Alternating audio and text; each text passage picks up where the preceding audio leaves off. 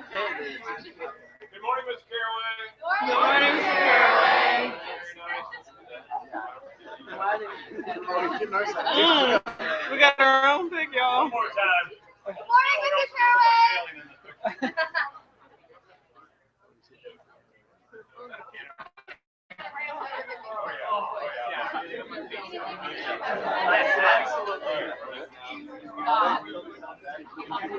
Yeah, what do you think? You guys okay with this? All right, good morning, everybody. Let's try this again. Good morning, everybody. It's really good to see you guys. I've seen a lot of you guys because I've been trying to stop in senior classes whenever that's possible, but have not gotten to all schools yet because it's been a little crazy. Starting school, some of you guys have been in for a few days, some of you guys have been in for a few weeks. But either way, welcome back. Welcome to the start of the school year. And we're going to spend some time today going over some stuff. But before I get into that, I want to say, first of all, this is always kind of exciting for us just because we get to see who you guys have become over the last several years. And if you wanted to be really scared, I was flashed up basically the same picture of you guys as ninth graders up on the screen. And you would realize how far you have come in those 3 years. You don't want me to do that, right? No. Okay. Well, I'll see if I can track that down. Maybe I'll put that up at lunchtime. But here's the deal, guys. You guys are in a very different place, obviously, in your academic career. And I know that a lot of you guys, I heard from some of you guys about concerns about missing classes and things. We are hopefully going to spend some time on some topics, but this is going to be kind of a big picture day. You're getting a lot of very specific information from your advisors. You're getting a lot of and that's really where you're going to get your best information for your individual circumstances. But the other thing I do want to let you know is that we are here to help as well. By we, I mean Ms. Alton, myself, Mr. Reynolds. I don't know that everybody's met Ms. Bonovich. I think you met her coming in. Ms. Bonovich is actually very important now. She is new to Blue Ridge. She is our full-time administrative specialist, which means she does one of the most important things. She feeds you. So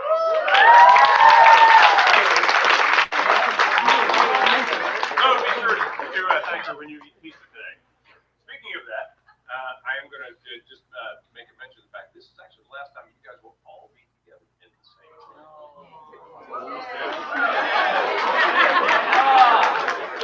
That was not the reaction I was hoping for. Seriously, part of it is we have literally outgrown our ability to do the big culminating event at the end of the year, which has always been the last time seniors have been able to get together. We're actually going to have to run two different events this year. So because we just can't fit everybody in the same place because we can get everybody in displays and all the logistics to go with that. So we will be running 2 expos this year. We haven't quite gotten dates and locations nailed down, but we will be doing that soon and letting you guys know. And that way schools will have some choices based on some of the things that are going on at their individual schools. One of the other things that's come up over the years is we've had some conflicts. While I'm doing introductions, I do want to just say hello to the advisors and thanks for bringing everybody. So I would suggest we'll talk a little bit about the role of your advisors, but as I recognize each one, I would suggest those of you who belong to that advisor would probably want to make sure that they feel loved. Ms. Wilson from Madison, Ms. Carlton and Ms. Herndon from Warren,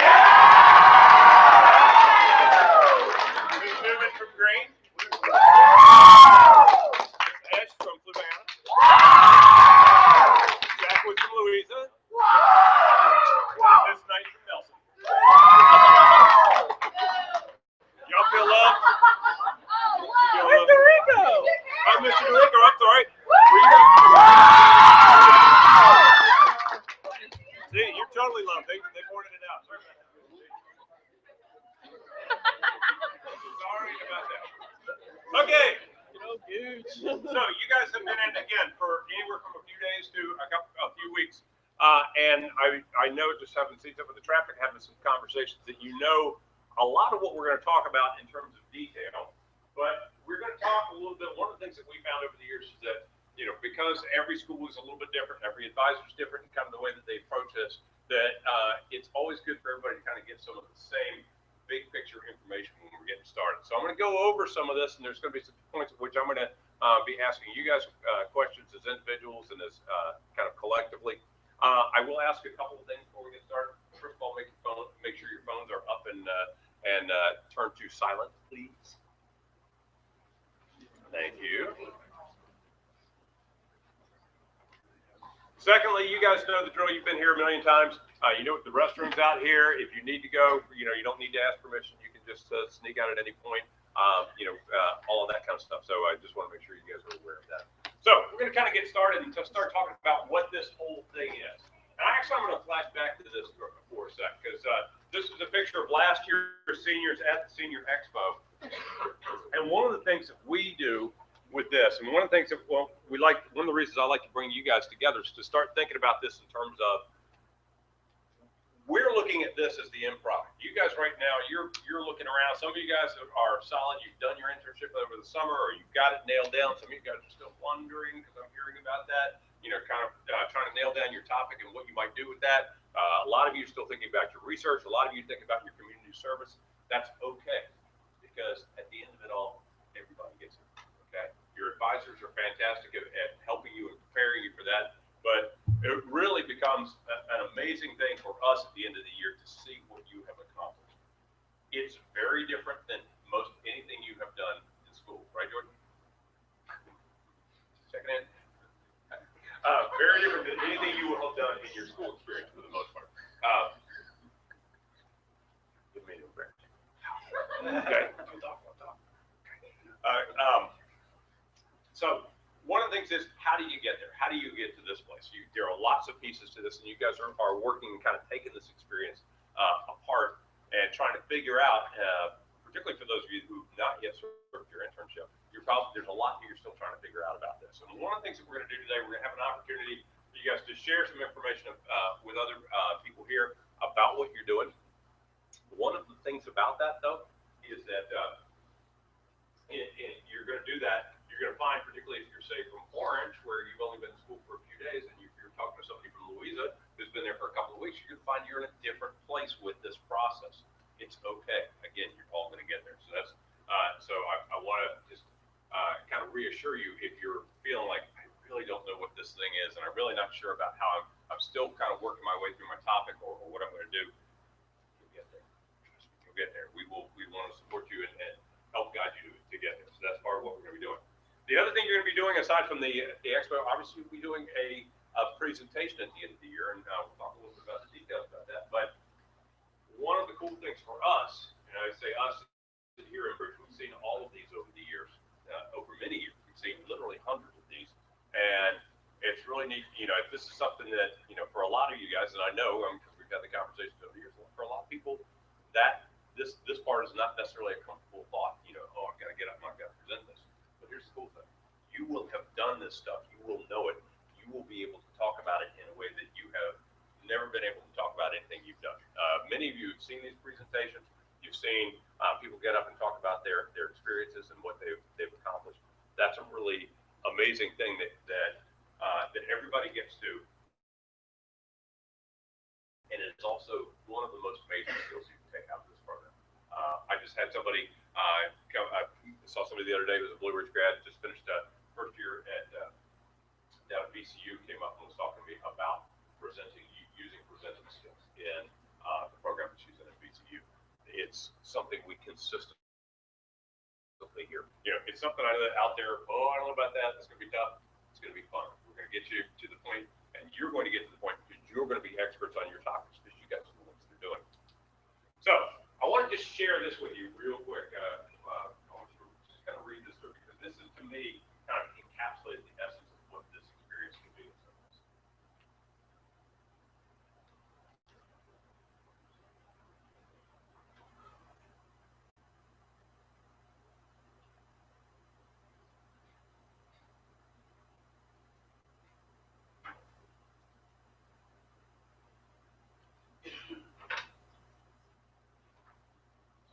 Absolute for real email I got last year. Kathleen was a Savannah High School graduate. She had done astronomy, and she actually worked with, she went, as you can see here, she went, worked tracking this particular probe in its early days, because they had to figure out they had to make real careful measurements of how it was going so they could figure out how to slingshot it out to the rest of the solar system. So she was able to participate in that. This was an absolute for real research project. She Kim actually taught in the astronomy classes at Fluvanna as part of her community service, preparing some materials and things like that. But this is something where, you know, I mean, I got this, you know, last year was spring of 2016, I think, when I got this. So 9 years after she had done this project, she's still connected very much to this project. She's able to see some of the things that she was able to do. This is another one that we kind of think of as one of our gold standard projects. This is Brittany Garden from Orange. And Brittany, as her project, worked with an orphanage in Romania and actually started a school in the orphanage. Okay? This is a big deal. This thing's still ongoing. My understanding is she's still continuing to work with this. And this is, for us, it's gold standard because there's not anybody in this room that can't do something. Every single one of you can. And one of the things that we're going to talk about, one of the reasons to bring you guys here is to kind of help you think through this a little bit. Because here's what I know about this, having watched a lot of people do this over the years. Some people approach this as, this is something I need to get done, and I need to get these boxes checked off. And some people approach this as, this is my opportunity to learn something that I'm really interested in as deeply as possible and to actually make a difference. So what you do matters, like what you do in your project, thinking in terms of how does it relate to your interest? How does it relate in terms of potential impact? We'll talk about a couple of pieces like that. But, you know, as you're thinking about this, thinking about how, you know, what is it? What's the potential for this?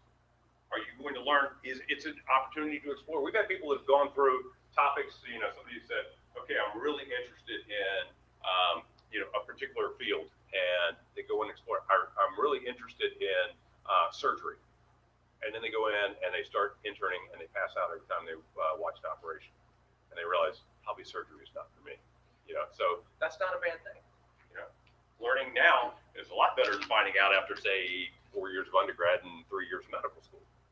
You know, so this is an opportunity to explore topics you think you might be interested in. You know, that's another piece of this as well. The other piece is how you do it matters. Again, a lot of, you know, over the years, I've watched, I've seen you guys involved in lots of different projects. You can kind of tell who's really working it through and who's really just kind of going, yep, got that done. Yeah, got that done. I think most of you guys have seen at different points where most of you guys get pretty engaged with a lot of the stuff. This is something where how you approach this, you guys have a lot. One of the things we'll talk about today is the fact that we understand, and I mean, we all, your advisors, me, everybody here, understand you have a lot going on this year. It's a busy time. You got college applications, you got heavy classes, many of you involved in sports or drama or band or other extracurriculars, you got outside school interests, you got social stuff. We understand that. But we also know that the level at which you approach this and commit to it will hugely influence for success beyond this year. You know, there are things that you can learn coming out of this that you take into your college environment or whatever you choose to do next year. It's going to be really critical. And so that's really what we're here to talk about today. Right? Some of those big picture things that relate to that, because this is meant to be a significant experience. And by that I mean it's meant to be something that has an impact on you, that has an impact on the community, helps you to look at how you do business as a student. So, a few important questions here. And then for this, I want you just to find somebody next to you and just talk for a few seconds. But think about this. I've kind of given you a little bit of a clue here, but I'm going to come up with maybe one or two of the most important reasons you can think of. Back in the day when Blue Ridge was being put together, I was around for some of that. There was a lot of thought put into what this project should be. And at that point, there weren't a lot of models out there. We couldn't really look around and say, okay, you know, where are other schools doing this? There were some schools that had done senior projects, but nothing really like what we were hoping to do. So in putting this together, there was a lot of thought and effort about how do we create an experience that's really important for students. So when I say really important, I guess that's the heart of this question. Why do you think, what is it that we hope that you get out of this experience? Why do you think that this project is required as the last big thing you do in this program? So give us somebody for just a second, and I want you to talk about this for about 30 seconds, and I want to hear from you on this. So, I think it was required because they were in and everything. I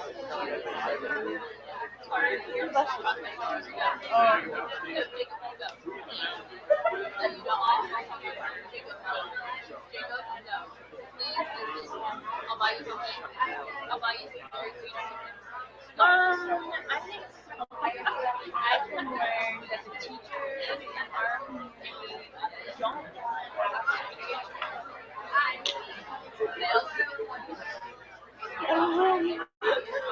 who would you talk to?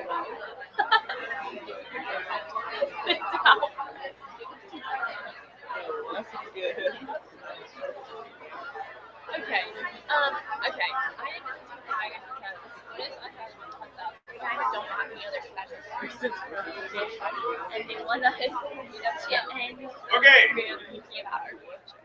So why do we require? Why are we making you go through this? And for some of you guys, like this is really painful. So what do you think, Jack? I guess for me, it's like it's a good way to like pursue something that you're really passionate about, and also like gets you to use the skills that you've learned like all throughout the years at other school. It's just one big project that you're really passionate about that you really want to pursue in the future, or maybe not. Maybe that's what you'll find out. Something that you're at least potentially passionate. So two things there, and actually two things. One, yeah, we are hoping that you find some passion. We are hoping that you find something that you really can dig into. And one of the things that we have found over the years, I mean, we've got our minimum hour requirements. We have found that a lot of people go a lot farther than they are required because they really end up getting very interested in what it is they're doing. The other piece that you mentioned is the skills piece. If you look back at a lot of the things that we've asked you to do, particularly the big project stuff over the years, a lot of that is done with this senior year in mind. I mean, usually those are in a group context. You've had people up there when you're presenting, you've had people there to catch you if you pass out, collaborate with. You're going to be, this one's on your own, but you're going to be using a lot of the same skills. And when we talk about collaboration, you've got to collaborate with your mentor, you've got to collaborate with your advisor. What else? What else were you guys talking about? What else were you guys talking about?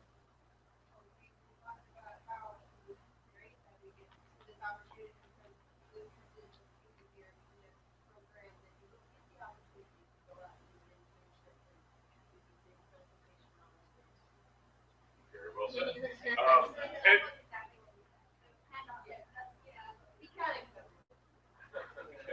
Okay. Well, part of that being, we want it to be, I mean, part of the reason that you are in BRVGS is to have a different experience. And so that is what this is meant to be as well. It is something for most high school students, you guys know, because you go to your classes. Most of your classes, you walk in every day, everybody tells you kind of what's going on, what you're going to be doing, and that's, you know, either for tomorrow or for the end of the week or whatever.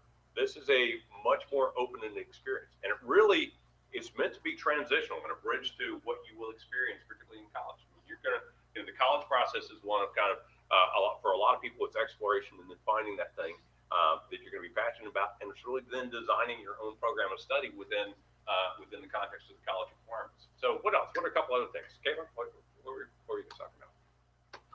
Okay, sorry. Well, we were saying that it's kind of like a window into like the real world, into what you're gonna like, kind of what the future is. Yeah, that's part of it too. And again, it's sort of meant to be a transition into that, because not only is it like what you will experience in college, it's also like what you'll experience when you're looking for jobs, when you are thinking about your career options and things like that. You had something else? Just going off of like what you said, it also helps you like establish relationships with like people that you could possibly have like jobs and careers with. Like it just helps you like have a better like understanding of like who's in this environment and like just where you can go to find a job or a career. Okay, and that is it. Some of the skills that you'll use, just out of curiosity, I'm just curious, how many of you guys have jobs like say in summertime or during the school year? So that's a good percentage. Very good. I mean, that's one of the things that that's happened over about the last 10 years is there have been fewer opportunities in a lot of cases for people of high school age to work. And one of the things that there's some concerns about, like work skills and that, you know, what skills you carry out of this environment into that. There's a big initiative now, I don't know if you've heard about it. It's called from the state level, Governor McAuliffe signed into law that basically they want to build in more skill-centered education into graduation requirements for future graduates, and that's a big piece. You guys are practicing that here. Jack, what's some stuff you guys are talking about? Yeah. Well,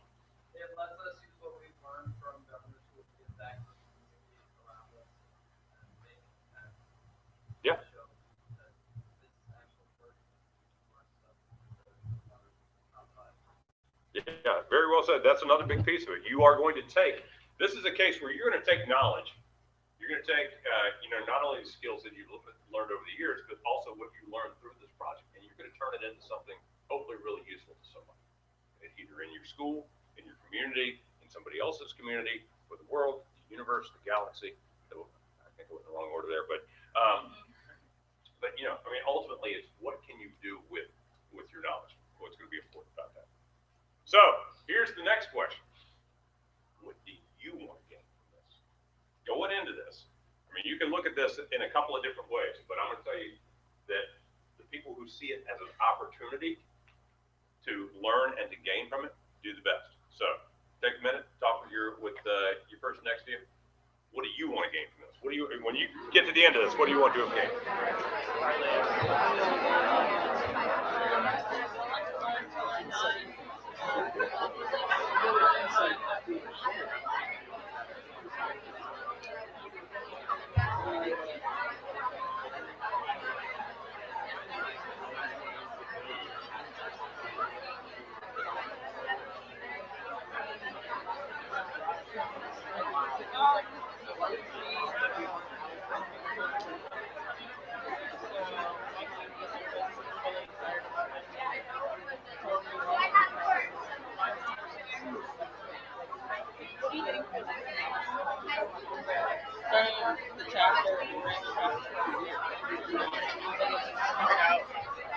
Apparently there was already one for starting with 1 2 years ago.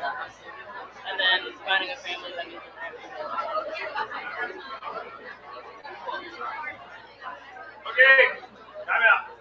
Just curious on a few quick answers on this. Aaron, what do you want to gain from this? I want to get the chance to work with people in the workforce and what I want to hopefully what I want to study in college and do with my life. Okay, excellent. See people working in their natural habitat, right, and be able to learn from that and maybe learn more about what you're going to be studying and doing there. Let's go. Yeah. Well, I was kind of learning what I wanted to do when I was 5. So I'm just excited to do that. Okay, so an opportunity. You already had in your head what this is going to look like. And a lot of you guys have been talking to me about this since 9th grade. So I know that there are people that are kind of in that situation. Skylar, what about you? I want to be able to improve the skills that I have to do while in college. Okay. Okay, and so improve the skills. I like that because you guys are all bringing skills into this. You guys, we've seen this over the years, but you want to improve this, yeah. A lot of us want to leave an impact on our community that's going to be there after the 4 years that we graduate. I think about all the freshmen that are coming in now. It's like, wow, they're just kind of our replacements. And I don't want to. We don't think of them like that, really. By the way, they outnumber you a lot. You guys are the biggest class that has ever come through Blue Ridge. You guys were the first class where we expanded 15 to 18 per year, and then we had double class in Orange. But we have 10 sections of freshmen coming up this year. Crazy. Yes, but yeah, leaving something, and that legacy piece is a critical piece. All right, last question here. What do you think you're going to need to make this work in terms of, you guys are talking about skills. What's good? So talk about it for a minute. What skills or personal attributes you're going to need to make this happen? I'm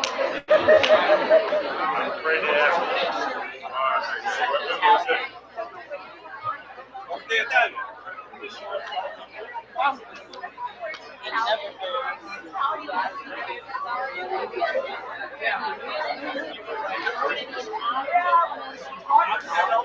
That's why I left the O and echo. Actually, it's pretty close. From my understanding, I speak a little Italian, but I don't speak Portuguese.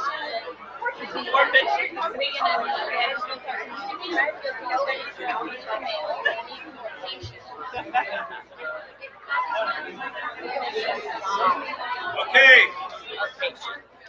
So we're going to get into this a little bit more today, but what are you going to need? This is something we want you thinking about in terms of what do you bring to the table, and what skills, what habits, what attributes do you have, and what are you actually going to need? Because you're really going to want to assess that in terms of you know, you guys, many of you guys have gone to the senior presentations in the past, you know, and heard them say particularly one thing, which is what?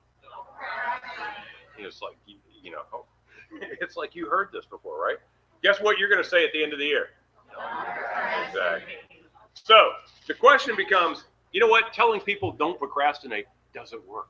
Telling them what kind of strategies to use is something that helps. So what kind of attributes, what do you think? What are some of the things? Zoe, what do you think? Well, for my internship personally, I would say you have to be empathetic and culturally accepting. Okay. Be fairly friendly. Okay, empathetic and culturally accepting, and that's specific to your topic and but friendly. I mean, you are going to want to be able to understand, and whatever your topic is, those are pretty important attributes. I think it's really, really important to be able to be like open-minded and accepting, so that you can learn what you still need to learn, rather than just having your mentor basically bang against a brick wall of I know what I'm doing. Open-mindedness. Walk in and say, I'm here to learn, yeah, and see what they have to offer, because that's a huge attribute anytime you go into a new system. Great. For mine, I need a lot of patience to work with kids. Like just, be able to work with them individually and understand that it might be harder for them than it is for me. Yeah, so you're talking specifically patience with kids because of what you're going to be doing, but also patience in this process. It is frustrating at times. There will be times when you're going to be sitting there waiting to hear back from somebody, or you think you've got a lead on something and you're going to go, it just didn't work. So that's going to require some patience as well. What else? Yeah. To allow them to like in your internships, you need to be open-minded that they can go in a different direction than thought they were going. That's a really good point. And one of the things that will happen, and we're talking today about the process for your proposal. You've already talked probably with your advisors about proposal and LOI. I'll talk about it kind of from our standpoint and kind of the approval. But here's what we do know and understand, that your plans will probably change based on what happens on the ground. And by that I mean, you get in there with your mentor. A lot of times you can learn a lot about what happens with both your research topic and about what you can do as community service with your mentor, because they have great information to help.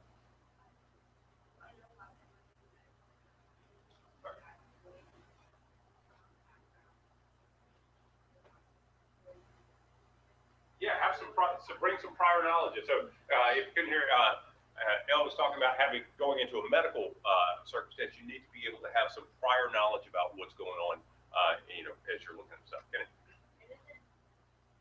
I think it's more helpful if they're passionate about the project and the company to actually more into it. Passion is, if you have passion for your topic, I will tell you this, it will get you through more than anything. Because first of all, it won't seem so much like work. That's the one thing. Anybody if you're really interested in this topic, and that's what happens, again, like at the college level, you start finding a topic that you really love digging into, and you just find yourself really wanting to go to class to do those things that you want to do. Same thing with this topic. I mean, people get to the end of this. We've had people that have gotten literally hundreds of hours for their internships in their community service because they dug in so much. If you're not passionate about it, some of you guys are going, passion's not very cool. Think about what it's going to take. What is attracting you to this particular topic? See, you really want to be there and get something that grabs you as much as possible, whether it's intellectually or whether it's in your heart. You want to have it.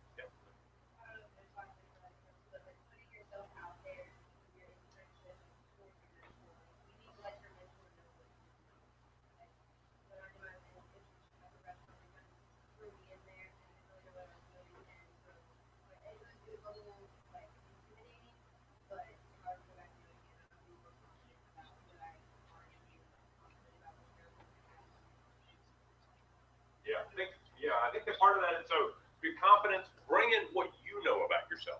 What are you good at? What do you know about yourself?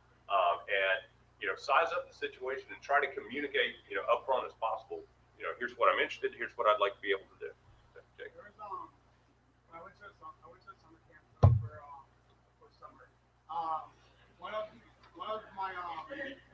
people that was at the summer camp said something. It said, learn all that you can accrue, which basically means like absorb like much information as possible. Like for me specifically, I have a background in my topic, but I'm also pursuing something that I haven't really like looked so much into that topic. So I guess that's a skill that I need to have. Also just like stuff like motivation, time management, don't procrastinate. And also pizza really helps me get motivated for my internship. Pizza's good, yeah. Okay. Yeah. Pizza's good. But you know, part of what you're saying there actually relates to how we learn. And here's what brain science tells us about how we learn: is we attach learning to what we know already. But you know, part of this is always being one of the things that, in terms that we're going to talk about today, is the whole idea of the learning stretch. And the learning stretch can be a little frustrating sometimes when you're working with your advisor, because they're going to tell you, yes, you know, we know you want to do an internship with somebody that you know and have worked with many times before, but no, that's not really a learning stretch. Or yes, we know you want to do, you've been swimming for 10 years and you want to do your internship on swimming, you're going to need to think about what's the learning stretch piece of how you're going to approach that topic. Because you can't do, if you keep doing what you've always done, you're not going to make a difference. So that's a big part of it as well. All right, good answers, guys. And obviously, clearly thinking through. I mean, that's a big part of what we're trying to get everybody thinking through today. So here's what we're shooting for. We want you to have real world learning. This is some of the stuff that came up.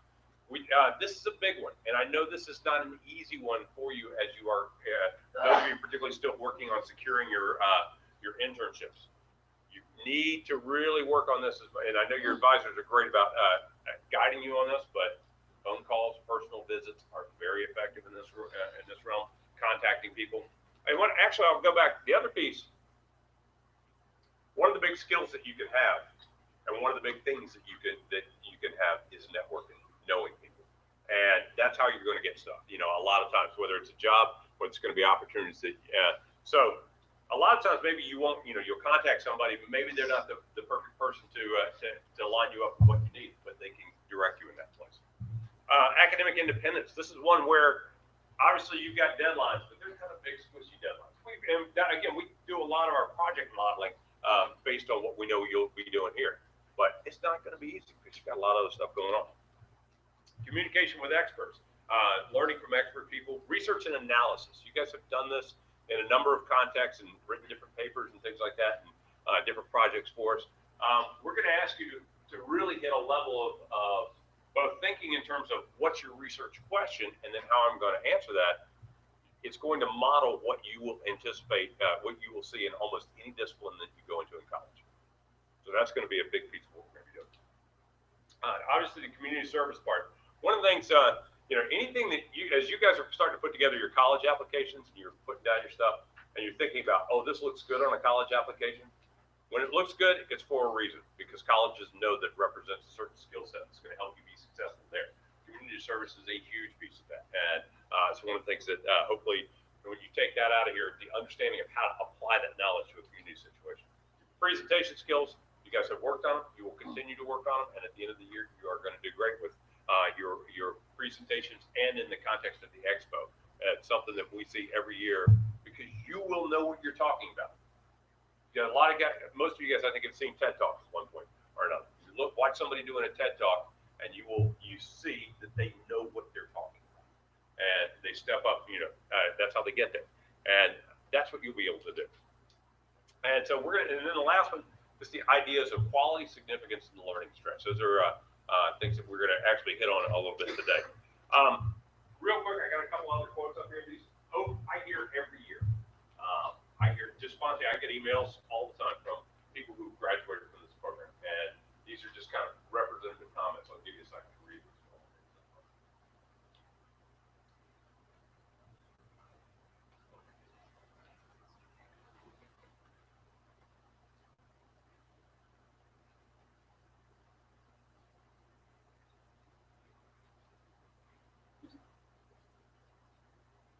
So, again, I hear this all the time. Something that is kind of new for me, actually brand new this week. I started teaching college for the first time this week. Yeah. I'm teaching a graduate education course for the University of Mary Washington. And so the people in the class are everywhere from fifth-year master's students at Mary Washington to people who are already out in the field who are teaching like on provisional license and need to go back and get their licensed to be a teacher. So I've got, college levels, 22, 23-year-old college students, and I've got 30, 35-year-old people who are out in the classroom doing this as a second career. But it's an interesting thing to me because as I'm working through it, and my wife has been teaching college for a while, doing kind of the same thing, and I work with her on some of her class design. What you're doing in here and what you will do in here will really prepare you for those domains. And I mean, that's just our guarantee.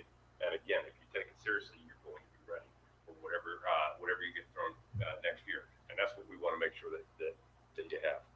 So I want to show you one more thing, and then we'll take a little break, a little stand-up break, because I've been running my mouth for a bit.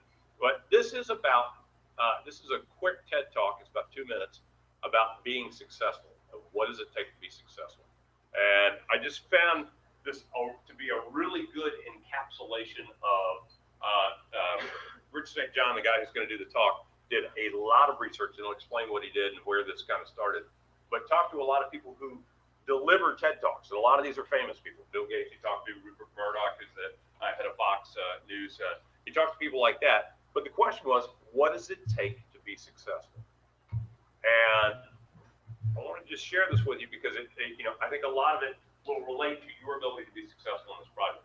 I'm going to tell you straight up that he uses some language at the end that if you use this in a Blue Ridge email, we're going to come down on you like a ton of bricks. But you guys are old enough to hear it and deal with it. And this clip is good enough that, it's only one word, but it's one that we would not normally sanction. But I think this is the overall value of the piece kind of overrides that. So just give it a listen for just a moment, if you would.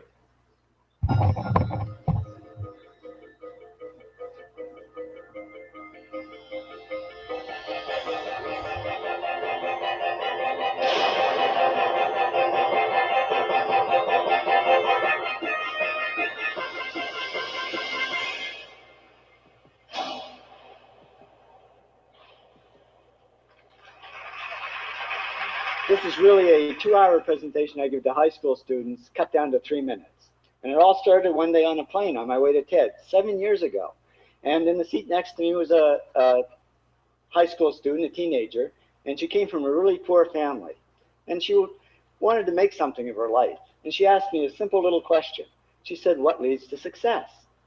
And I felt really badly because I couldn't give her a good answer. So I get off the plane and I come to TED. And I think, geez, I'm in the middle of a room of successful people. So why don't I ask them what helped them succeed and pass it on to kids?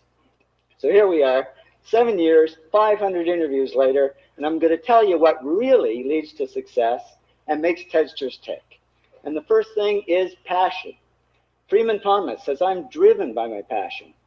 TEDsters do it for love. They don't do it for money. Carol Paletta says, "I would pay someone to do what I do." And the interesting thing is, if you do it for love, the money comes anyway. Work. Rupert Murdoch said to me, "It's all hard work. Nothing comes easily, but I have a lot of fun." Did he say fun, Rupert? Yes.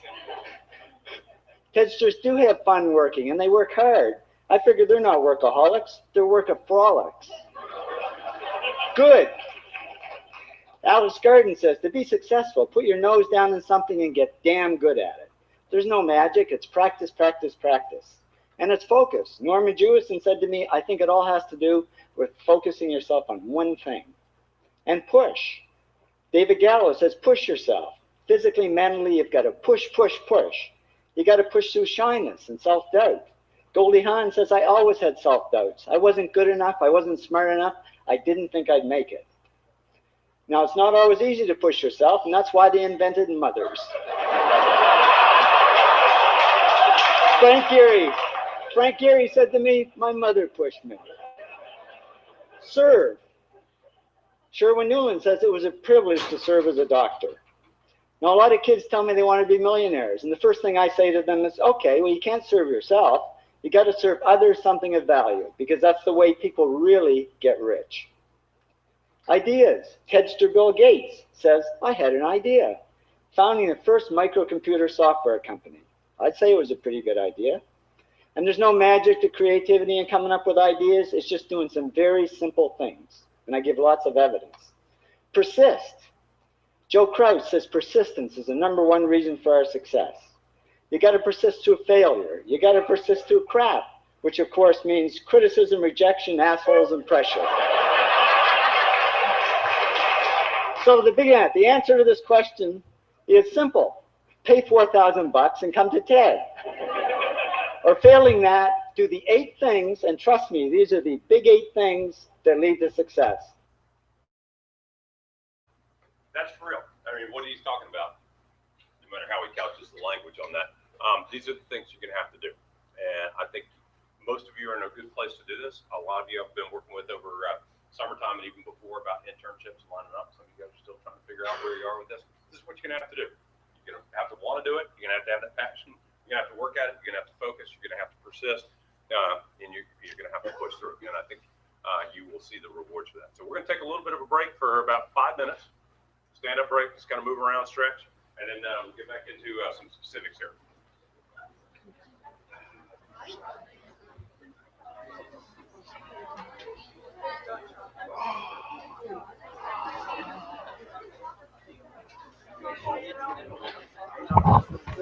Heads up.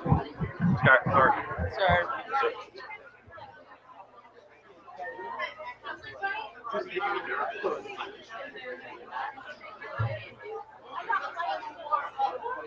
Hey, Isaac. Finally was able to get your recommendation on college. So it's all right. Thank you. I really appreciate it. Yeah, I just want to let you know it was there. Did they notify you? I Posted on? I don't think so. Okay. Because I had another teacher who said she finished hers too, and I didn't get my message. Yeah, I had it done, but I forgot to post it, and I realized. So I got it uploaded here. Thank you. Like, yeah.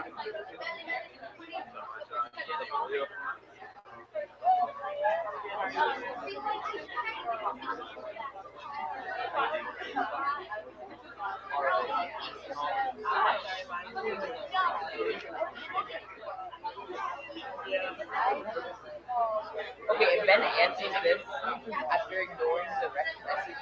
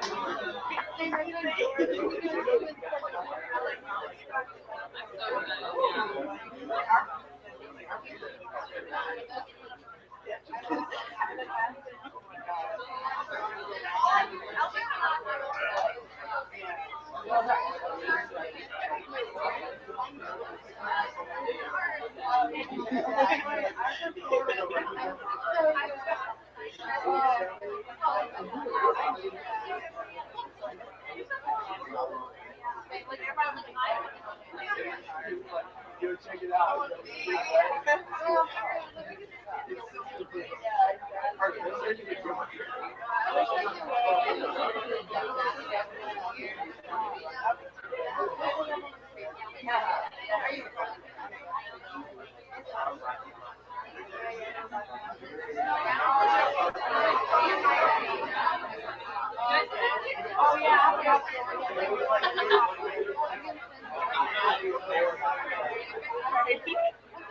I know. I was like, where's she at?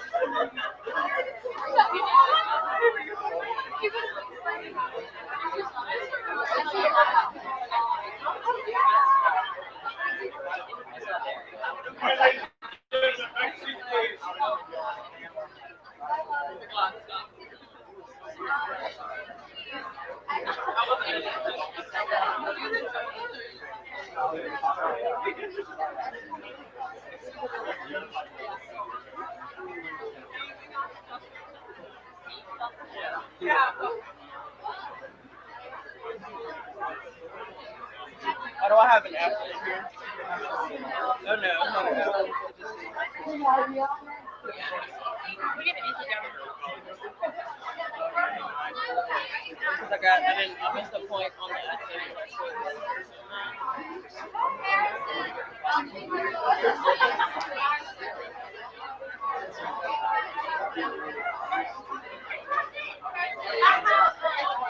I should work at lunch.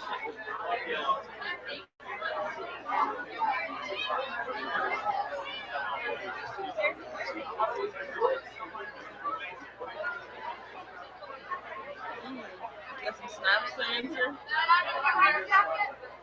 Who is that? All right, ladies and gentlemen, we're gonna get going again here.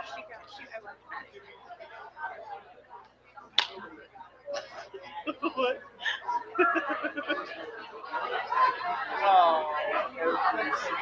Oh, it was yours.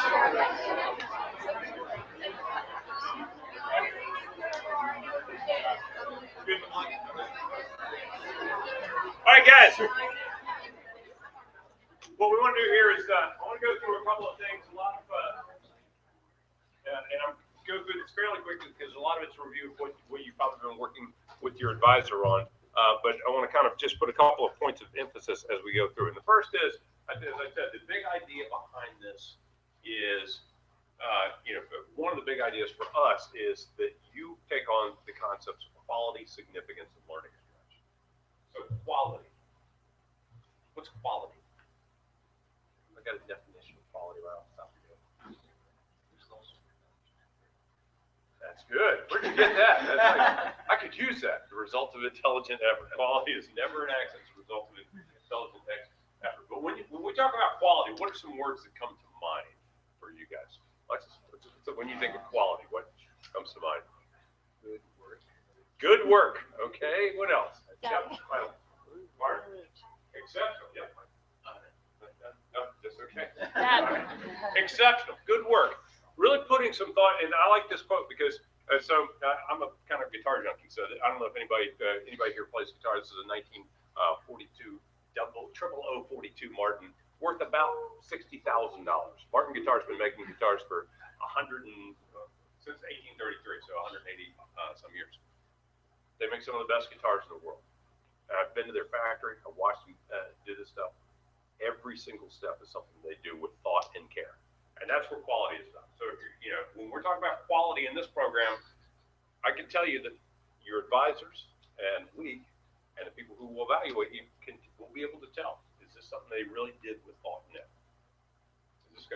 Is this really something that, you did with intelligent effort, with real forethought? So when you're approaching this, and there are times, because again, I know you guys have a lot going on. There are times you go, I'm just going to get this done. I'm just going to dash off 200 words in a journal that maybe connect and maybe are in English because I just have to get it done. Or I'm really going to think this through and spend an extra 10 or 15 minutes thinking it through and really doing something that's a piece of quality, because otherwise we'll not. I mean, it will show if you're not. So I asked the definition of quality. Significance. When we talk about significance in this experience, what do you think we are looking for in terms of significance? How do you think we define that? Leah, what do you think? It's important to your future. It's important to you or your future. And that is one of the ways that we do look at this. If you've had an experience that we can see has really deeply influenced you and how you approach this learning that you've done, that to us that this has been a significant experience. Any other what else significant? What do you think, John? Carol? Something that's a lot of money. So. It has a huge impact on your life and Okay, so we heard something that affects you, something that affects others, and is lasting. We're going to talk about. One of the things is the legacy piece. That's a hard one for people to get their heads around, and it's a hard one sometimes for us to get our head around. And depending on what your topic, we've had people that have done some really off-the-wall topics, but we have always found something where they were able to put some significance in there. One clear piece on this is that the amount of work you put in does not necessarily mean how significant it is, because some people just work, like they put in time, but they don't put in the effort in. Significance is what can you produce out of that? Thomas Edison put a ton of work into it, but actually produced things out of that work. And the last piece is the learning stretch. And for the learning stretch, this is whatever you're going into topic-wise, whether it's something you know really well. And we've had people say, look, I've been around horses my entire life. I love horses. I know everything there is to know about horses. So I want to do something about horses for my experience. And we've got to be able to ask that question, and your advisors will ask that question. We will ask that question. Okay, so what are you going to learn that's different about what you have learned and experienced about that? How are you going to stretch yourself in a way? What are you going to learn about interaction? What are you going to learn about how you go out and find your internship or find your community service situation that's going to be better? It's like going to a practice. If you practice a musical instrument or whether you're practicing sports, you have to do something that's a little bit beyond where your ability is or your experience is now in order to improve. And that's what we think of as the learning stretch. The other piece that we want you to think about is, what are your goals with this? And you guys, we've talked about this in the past, two kinds of goals. Performance goals are what a lot of people in school settings, particularly academically driven people in schools, go for. They're going for the A, they're going for the perfect score on their SATs, or they're going for a 5 on an AP test. Nothing wrong with that. But the research says consistently that the best kinds of goals in terms of the ability to produce really good learning are learning goals. What are you going to be able to do with that knowledge? If you're in Spanish class, you can have a goal to get an A on your Spanish test. That's fine. But if you have the goal that you want to actually be able to, that if you're dropped off by yourself in the middle of Madrid, you're going to be able to get around and ask questions and be able to get fed and that kind of stuff. If that's your goal, you're going to do much better overall. What the research says, you'll do much better in the way that you learn. So when you're thinking about this, and you're kind of setting up, and you're having to working out all the details and stuff, it's good to have those learning goals. What am I actually going to get out of this from a learning standpoint? And you've mentioned some very good things when we were talking before. So getting it done. A lot of this, I think you already know, but just out of curiosity, how many of y'all have done the scavenger hunt so far in the module 1? Is it just about? That's good. So you know everything that's everywhere in this website, right? No. I don't think we will. Here's what I'm going to tell you. We built it. We don't know everything that's everywhere in this website. There is a ton of stuff in here. This is it's a new site for us. It's been reorganized on the basis of the modules that you have. Hopefully you find you are finding things easily there. But if for some reason, and because every time that this happens, if we take a project and we update it to a new website, and we move some stuff around, we move some of the requirements, sometimes there are pieces of conflicting or missing information. It may be possible that is the case in this website. So as you're going through this, if you find something you say, not sure that makes sense because it says this on this page, it says that on that page, let us know, please, and we'll both resolve that and make sure that advisors are aware of that as well. But really, this is the user's guide. This is the user's manual to this process. Everything that you need to know about what you need to accomplish is in here. You guys have had a lot of practice, obviously, with your project sites before. This is kind of the big version of this. So, big steps. I want to talk about a couple of the pieces here. I'm going to kind of skip through because I know a lot of you guys have talked about this, but I mean, there's big stuff that you have to take care of. Then there's the small stuff, the journals, the websites, the logs. But so I'm not going to get into all of this, but the one thing I do want to focus on for a little bit, because you're going to be assessed very strongly at 2 points in your semester, is websites and website design. So, Ms. Al, that's you. Yep. So here's the thing.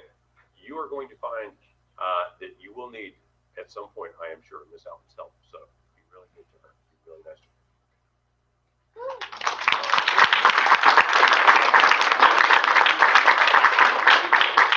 I'm really nice the first 2 times I email you about an issue on your site.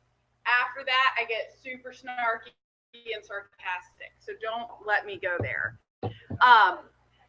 Your senior site, you may be thinking, my advisor in the room, they know what I'm doing. They know I've been working hard and getting a good grade, but they're not the only ones that evaluate you guys. The judges for the senior expo, the judges for your presentation, They start looking at your senior site weeks before those events. We let them know where to find it on our website. They scan through it so that they can have good questions for you during your presentation. Your advisors are going to be grading you by when stuff is on your senior site. So maybe you wrote your rough draft of your paper and you emailed or shared it to them, but if it's not on your site, it is not considered turned in. And it needs to be on your site and shared correctly so that everyone in the world can see it, not just shared with your advisor. You know, so you really want to make sure that you're thinking about that when you're building your site. I'm going to show you a couple sites. I think most of these are from 2 years ago that I think are really good senior sites. They may not be the flashiest looking, but the most important thing on a senior site is that people can find the information they're looking for. They can understand what your topic was and why you chose it, and it just makes sense and is cohesive. I think I've already loaded some of them. One of them is from William Monroe. A lot of times, there are some of you, I am like this. I am a math science person, like design and art are not my strong suits. So you might have one that's a very plain looking website. You know, he does it, it's not vibrant colors and that kind of thing. Well, here are the things that are good about this website. What's his topic? How do you know that? It says it. He has a formal title for his project, and it says it right there. What about his picture? It has something to do with his project. Unless your project is about how to take senior photographs, I don't want to see you like casually leaning against a tree or like, you know, doing one of these. All right. Your picture should be about you doing your project. If you're doing your project somewhere where you're not allowed to take pictures inside of it, there's a couple things. Take a picture of you next to the sign of the building. If you're not allowed to do that, we've had some students that had great pictures because they faked it. You know, if their internship was working in a lab, but they weren't allowed to take pictures in that lab, they went to a science classroom at school and they put on the white coat and they pretended to be doing something. Make sure your picture is immediately kind of interesting and intriguing and relates what your topic is.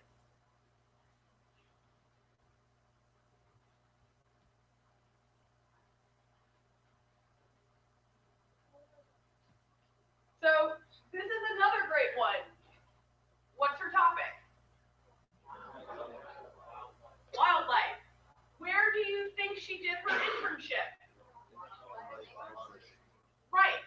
We don't even really have to read all of this. We know what her topic was and where she did her internship. Especially for the front page of your website. People shouldn't have to read down through multiple paragraphs of stuff to easily find the basics of it. Who are you? Which school do you go to? What's your topic? Where did you do it? You know, really make sure that it's concise. What can you tell me about the font that she used on her website? It's legible. Anyone know if it's a serif or a sans serif? Sans serif, no hooks.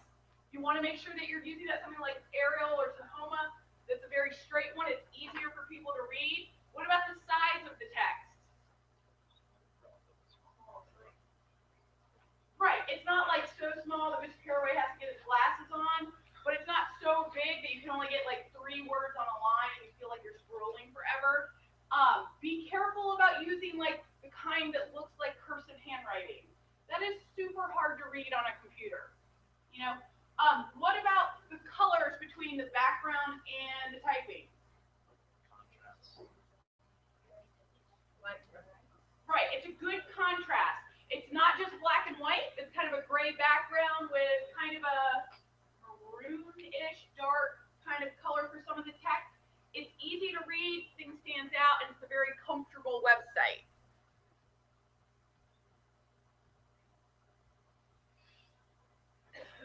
All right, again, what's your topic?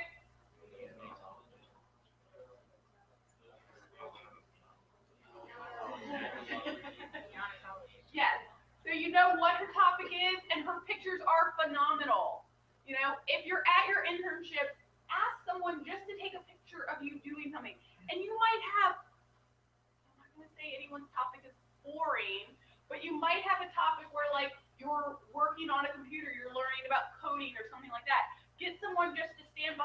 you and take a picture of you, you know, working on the computer or doing something like that. Find a way to find an interesting picture to make us want to go further into your website.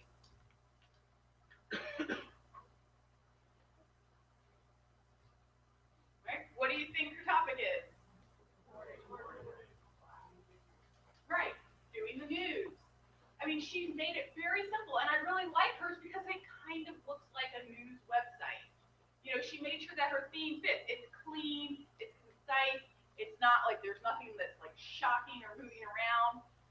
It's clean, it's easy. We know exactly who she is, where she's from, and what her topic was. And that's the really important thing. I have seen a lot of senior sites that are horrible because like the home, I know, I mean, they're horrible. Where the homepage is like 6 feet long of like, I don't know what, I stopped reading because there was just too much there. You know, make sure that you're putting what I did for my internship, why I chose this topic, why I'm passionate or interested in it, what I did for my community service, you know, just very basic. And here's the beauty of the internet. You can link to other things. If you start talking about your internship and you just do a quick blurb, you can say, read more on my internship page. And even though it's at the top, you could link it right there. If you have a word that's very specific, that's like a tough word for your topic, you can link to Wikipedia. If people can learn more about it. You know, you don't have to put everything on that homepage.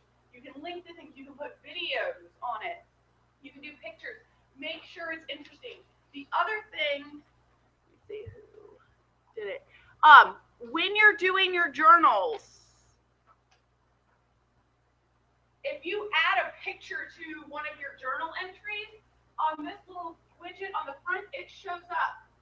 And that is something that's very simple to make your homepage look more engaging. It's just having a picture with one of your journal entries. Make sure it in some way applies to what you're writing about. You know, don't just put kittens every time because people like it, but make sure that it's interesting and engaging. That's the main thing with this, is you are trying to sell yourself. This is an awesome thing to put on your college applications. You know, if you're applying for scholarships, this is a site that you want to show people that you go above and beyond what the typical high school senior is doing, that you're stretching yourself, you're doing something interesting. So the more updated you can keep this. You know, it doesn't have to be done when you're applying to college or applying to a scholarship, but you can tell them this is something I'm proud of and that I'm working on, and it lets them see that you're going in depth on a topic. So I really encourage you guys, you know, work on this now when you have a little bit of downtime, you're waiting for someone to email you back. Spend time working with your website. If you have questions and you want to make it more interesting, let me know. I will give you very honest feedback of what I think of your site. I'll be polite, but I'll be very honest. And I can show you, you know, if there's something cool you want to do, I can help you with that. I can refer you to some other senior sites that are doing kind of a similar thing and that look really good. Look at each other's sites. Do you guys know how to find them? Okay, since there's only like 3 of you, I'm just gonna bring it up real quick. On our website, under academics, current senior projects is all of yours. Anyone that has submitted their link so far will show up there. So you can just go to accounting, and as soon as you have submitted to that form in module 1, yours will pop up here. But if you want to find students from previous years, under academics, if you go to student work, I have the sites of from the past 2 years as well. So if you want to go look through. This is also a great thing if you are struggling with what your topic is or who to work with. Look at what some other seniors have done. You know, you may not be able to get the same person, but you might be able to contact their mentor and they might be able to lead you to someone. That's a great way to kind of spark your idea of what to do. Any questions so far about your site? Okay. Probably, I know everybody's supposed to be submitting their link in module 1, so most of you should have created it or on your way. You are submitting your link when it looks really bad. That's okay. You know, in the beginning, it's going to look a little rough, but go ahead and submit your link and make sure it's shared correctly so you don't have to wait for that later on. Some of your advisors will tell you that we got to May last year and I was literally hunting people down because they had not shared their site correctly or they had not shared their paper correctly on their site. You know, do it right, do it the first time, take the time to do it, and then you won't have any of the stress towards the end. And don't procrastinate, which you're all gonna do. Okay, couple of things here. I literally just did this slide in just a second ago here. Because I wanted to talk about this. I do want to talk about the proposal process. Kind of a two-stage process, or actually a three-stage process, okay? The first stage, and this is all in your modules and all your advisors you're working with, you create your own document that has all of your pieces of your proposal. Then you're going to submit it electronically through a form so that we, and the proposal review committee, which is primarily us at the main shop here, will go through. And the primary idea for that is so that somebody who has not been working with you has a look at it to be able to give you some feedback. It's not really so that we can reject you, although sometimes that's fun to do. I'm just kidding. It's not fun to do. What we're going to do is we're going to send you back once we get your proposal in, and it takes a while because we're getting 120 some of these this year. It takes a while for us to go through this, but we will send you back some feedback, just kind of from an outside eye about some of the things that we think about. Here's a couple of things to think about with your proposals. One is make sure that we understand who your mentor is, because a lot of times we just get a name. Oh, I'm learning about quantum physics from Jack Smith. I don't know Jack Smith.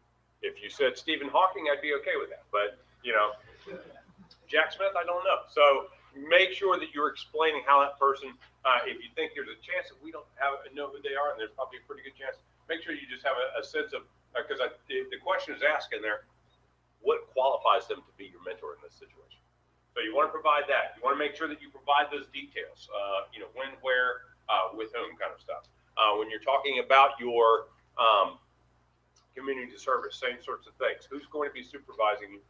And in many cases, most cases, usually whoever's going to be supervising you by supervising, somebody's got to know. Some adult has to know. It may be your advisor. It may be somebody outside of the school supervising your community service.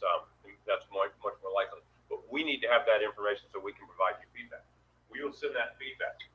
You do not have to wait till you get our feedback to start working on your letter of intent, which is kind of the final phase of the proposal process. Basically, that's when you and your advisor have come to some agreement about the things that you're going to be doing. The letter of intent is essentially your contract. As I mentioned earlier, it is potentially subject to change. That's okay. We understand that plans, sometimes you run into obstacles, or maybe you get a great idea, you've had a research question, but now you go out and spend time with your mentor and they gave you a question you never even thought of.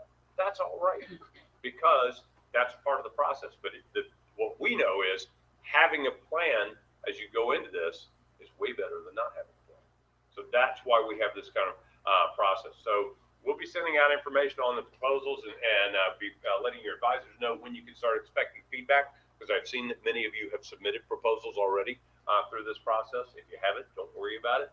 But we'll start getting you working with your advisors on when you're due, because every class is a little bit different from when you started and how you're structured. But it's an important part of the process, because you'll need to know, we'll need to know, where you're headed with your projects, and you'll need to know how it looks to kind of those outside eyes. The last piece that a lot of people struggle with is the legacy. And I kind of like this.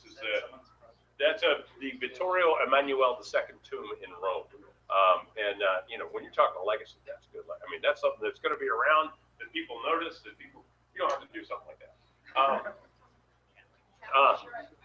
It doesn't have to be physical, but sometimes it is. Sometimes it's something that you built or made or done artistically that enhances, a space. Sometimes it is a particular kind of lasting impact that you've had on people. This is up for you to define with your advisor in the context of your project. But you do want to think about it with this filter. How will this sustain past my ability to do this? We have students who have started 5K races that are still being run. We've had students that have started school artistic newspapers that are still being circulated in school. We've had a lot of things. We have Brittany, I showed you, who started a school in an orphanage that's still in play. We have lots of examples. We're not going to go back. I will tell you this: we won't go back 2 or 3 years later and see if your project is still being, still being done, and then like retroactively grade you down if it's not.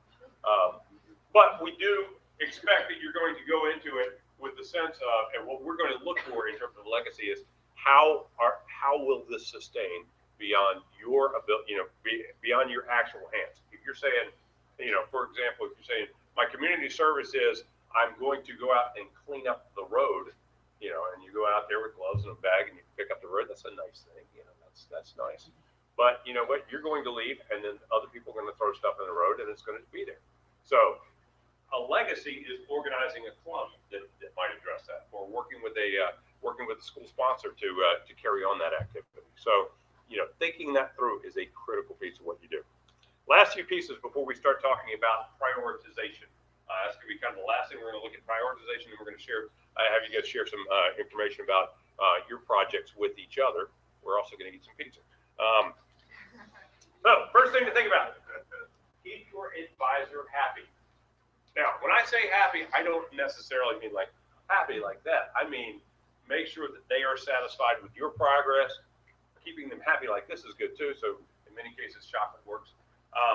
But the best way to keep your advisor happy is make sure that you are meeting deadlines and that you are doing quality work. If this is spread out over a good period of time, you've got some flexibility in here. You've got other tough classes. We know that.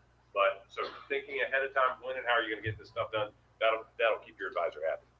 Make sure you do the proposal process, as I just talked about. Make sure you've read through. Anytime you hit something in that module or something on that website, make sure you read through very carefully. So make sure you do that properly.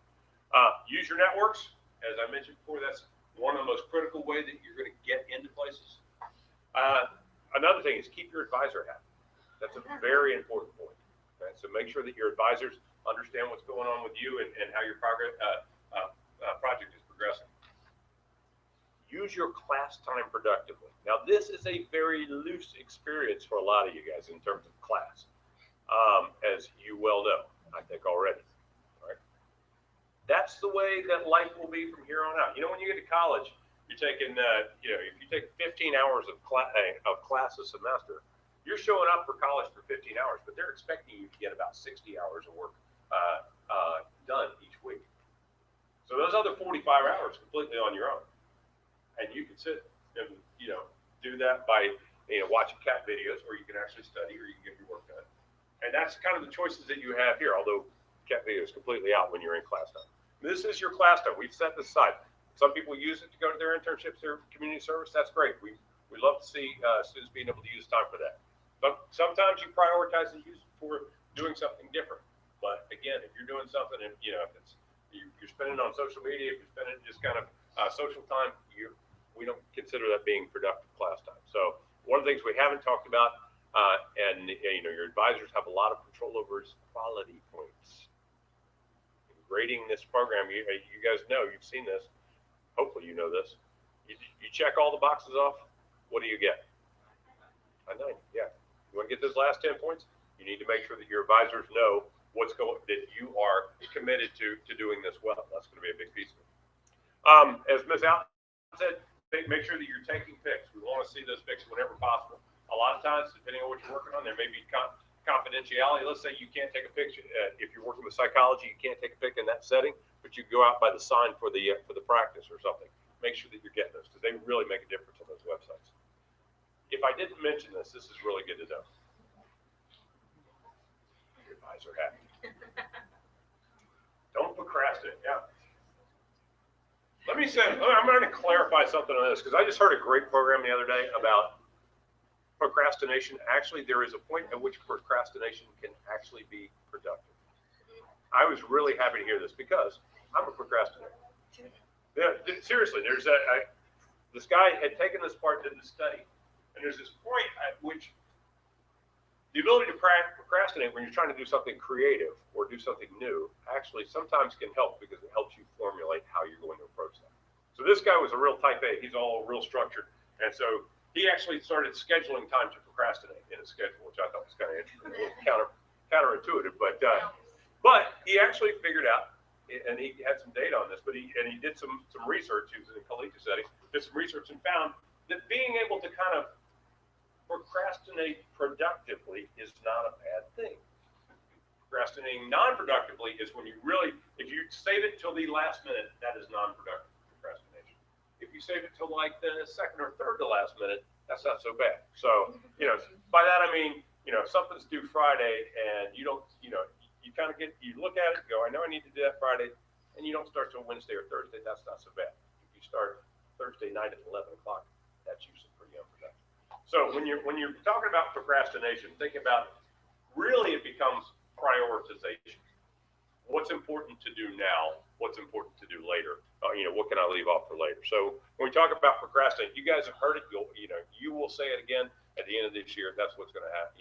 Happen. So the last thing we're going to do before lunch, we're going to talk a little bit about prioritization and how we make kind of priority decisions. And Mr. Reynolds is going to work with you on that. By the way, last point of advice: keep your advisors happy. You have one more. Oh, there? Oh, there's myself. Yeah, well, thank you. Missed that last bullet there. We'll talk a little bit about that too if we have some time about self-assessment. We'll do that after lunch. But right now, what we're going to go, we're going to start getting into the prioritization piece. Mr. Reynolds, I'll pull your PowerPoint up here.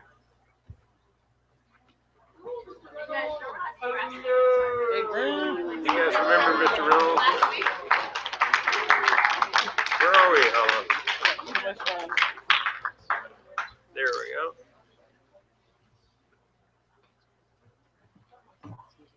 All right, your ship is sinking. Everybody scream.